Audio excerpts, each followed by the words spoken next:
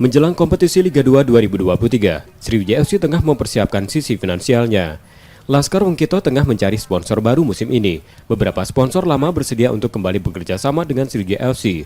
Namun Sriwijaya FC tengah berusaha meyakinkan beberapa sponsor agar memberikan dukungan pembiayaan tim pada Laskar Wongkito. Harus maklumi juga masalah sponsor itu ya, karena mereka juga kan perusahaan-perusahaan yang memberikan sponsor itu diaudit ya. Bukan uang pribadi mereka, itu uang perusahaan. Jadi mereka juga diaudit. Jadi harus jelas. Sepanjang jelas ya, saya kira mereka tetap akan menjadi sponsor. Tapi harus jelas. Sebenarnya kita, maksud saya jelas itu bagaimana program kita untuk kembali ke Liga 1. Itu mereka harus jelas.